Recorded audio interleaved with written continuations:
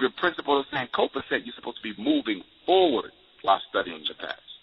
Well, we're pretty much on a conveyor belt, or we're either doing one or the other. If we're looking forward, we're not looking back. If we're looking, if we're moving forward, we're not looking back. And if we're looking back, we are not moving forward. So it's like, it's people, we need to get into a middle ground there where we, it's like the saying called for bird. You do both, And when you talk about people, you were speaking about, people that they get to represent them, like white supremacy gets to represent them. Skippy Gates comes to mind, and Du Bois when they used him against the Honorable Marcus Garvey. So they've always had their hand in pushing someone to confront us. That's right. Doctor, what do you say to someone who, say has that regular 9-to-5 job, and they're doing okay in terms of a salary or whatever, but they're doing that 9-to-5 job every day. They come home from work. They want to chill out a little bit. They know, some of the things that's going on out here in the world, but they're pretty much predisposed to the position of, what can I do? This is my life. This is all it's ever going to be. How would you go, what would you say to help, try to, motivate someone like that? Well, there is no better motivator than for someone to see an example of what they should be like. See, the problem with us presently is that we're talking about what we can do, but no one's actually doing it. And so most black people who are not industrious enough to want to step out on faith and create an independent existence of their own, they are more likely to sit and wait until they see the leaders, or not even leaders, but servicemen and women stand up and create that example, and then they'll follow it. Unfortunately, we're like a bandwagon people politically. We tend not to move at all until we see some force that is showing that it can be successful, and that's because we lack faith in ourselves. So instead of saying, look, I'm going to be the first one to make this happen, I'm going to be the one to build that hospital, I'm going to be the one to build that school, I'm going to be the one to forge that Pan-African network, to step out on faith with confidence in self, a lot of that has been beaten out of us because of our low racial self-esteem. So we're looking for someone to step out there first to show us that it can work, and then everybody else joins in.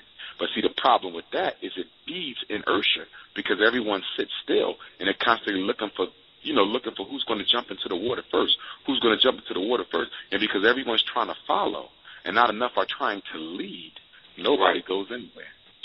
Okay.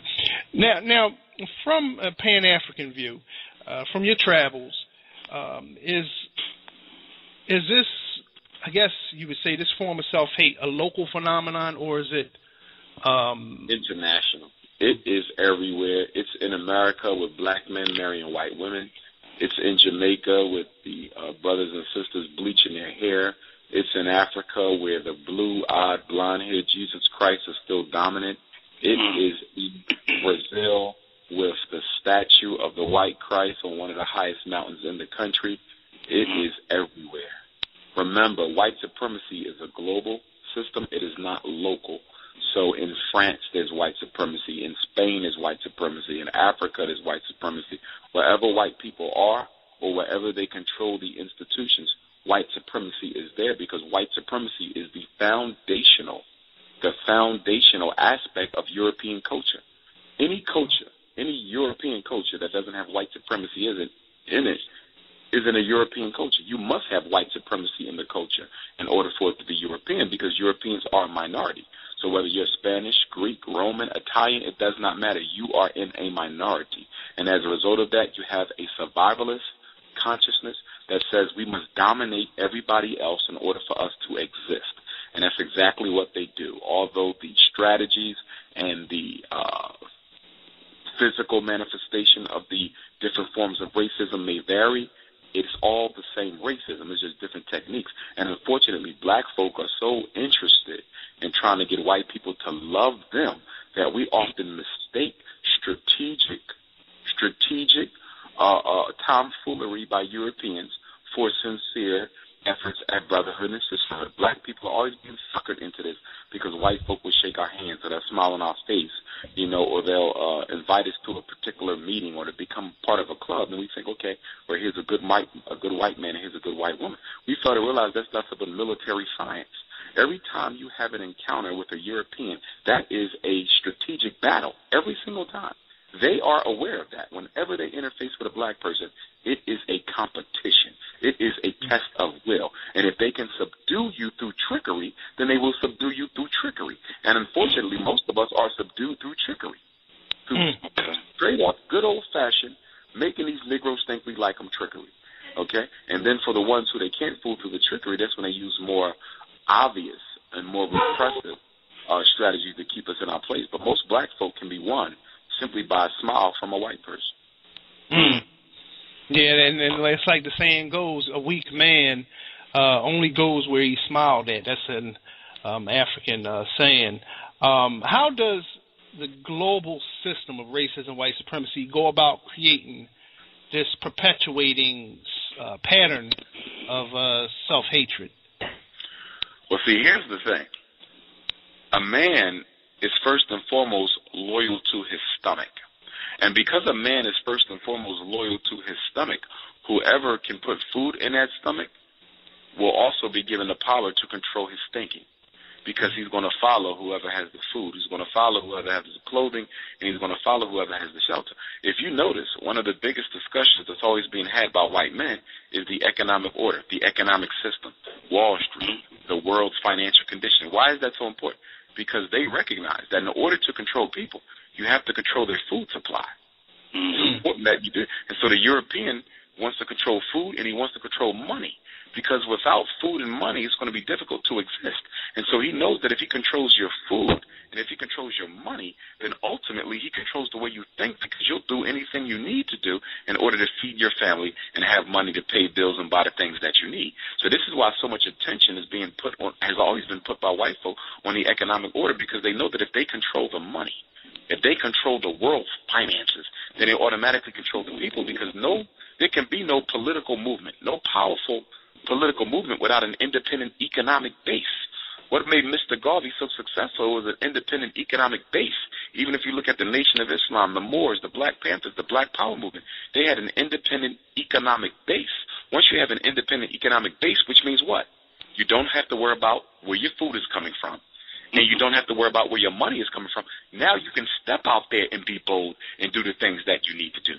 But when the enemy controls your food and your money, it is difficult for you to fight the way you need to fight, because at the end of the day, he can starve you to death, okay? And because of that, a lot of black people often are somewhat compromised and docile in their approach to dealing with white supremacy, because 99% of us work for white people. And so how do you fight the same hand that's feeding your family? It's difficult to do it. And that's why a lot of black people don't join political movements. They don't get involved in things, because they know that if I get seen, that could be the difference between my family being home or being hungry. And so because of that, most black folks are simply economic casualties in our political struggle. They are an economic casualty of war. Black folk who have already waved the flag of surrender, because they're too afraid to lose their job. Doctor, coming in on the tail end of that, I'm gonna say two words here, and if you can, give me your thoughts. Gaddafi and Libya, and the recent happenings there. Okay. Go ahead. I'm sorry. No, go ahead. All right. The situation with Gaddafi and Libya isn't limited to just Gaddafi and Libya, but it was an African situation. Gaddafi isn't even the one who came up with the idea. He simply had the resources in order to get it done. It was sub-Saharan African leaders who came up with the idea of building a central bank. The reason Gaddafi is dead is because he was going to finance the idea of building a Central African bank. And as you know, white folk needs to control the money. So if you say you're going to build a Central African bank, with Africa being the only continent that has an unlimited supply of mineral wealth that can be used to back its dollar, and back its currency. Had they been successful in building a Central African bank, Wall Street would have crumbled overnight. The Chinese economy would have crumbled overnight. Yes. The euro would have crumbled overnight. Why? Because these nations don't have resources. Their whole economic order is based on trust and fraudulence. Okay? Fake money that has no value and trust in each other, not to let that be known to the world. So because your economic system is based on fraudulence, okay, and trust, if you have an economic order that's based on truth and material resource, then you automatically tower overnight. And so because of that, they knew that they had to assassinate him so he couldn't put forth the economic energy necessary to build that Central African Bank. But had they built that Central African Bank, that would have been the most revolutionary act of probably the last 2,000 years. Since the beginning of slavery, that would have been the most revolutionary act because it would have eliminated economic slavery.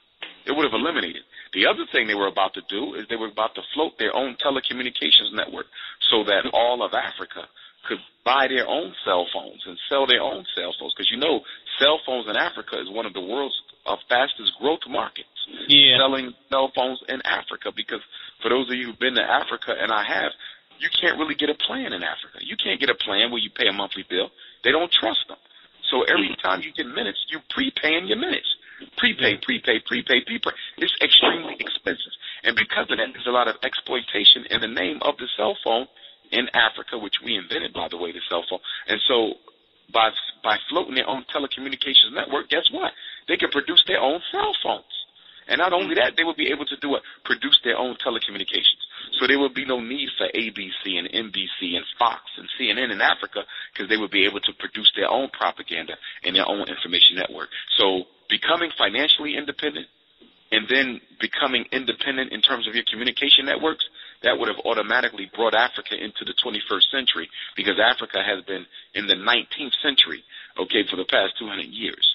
And we need to all, put some ropes on the continent and pull her into the 21st century. The white man likes to keep her in the 18th and 19th century because they like to use Africa as a dollar store where they come in and raid the diamonds and the gas and the coltan and the oil, okay, for pennies, and then clean it up, refine it, and then sell it to the world for billions of dollars of profit. So what they were about to do is totally revolutionary, and it still needs to be done. It still needs to be done. To build that African bank, you will automatically bankrupt Europe and China, because Europe and China's wealth is based on what? The resources of Africa. They're only wealthy because of Africa. Why do you have a technologically sophisticated age right now?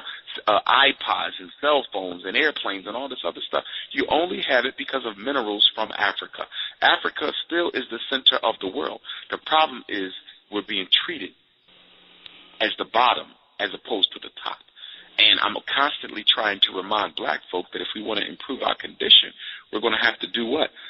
Become Pan-African. We have to help Africa move into the 21st century, because there's no such thing as any population of people. There's no population of people outside of their mother continent who gets more respect than the people on the continent. Nowhere. So if you think that because you're an African American, you're going to somehow climb to a level that you've never been, without Africa also being equated on that very same level you're aspiring to, then you're living in a fantasy land. And one of the biggest shortcomings of most of our organizations and movements since Marcus Garvey's death has been the fact that most of them really were not Pan-African. Some of them didn't deal with Africa flat out, okay? And we really haven't had a serious Pan-African movement in this country in a long time, and we still don't have one. I mean, you used to have Marcus Garvey's UNIA, which I used to be a member of, but they're largely just talking and posturing.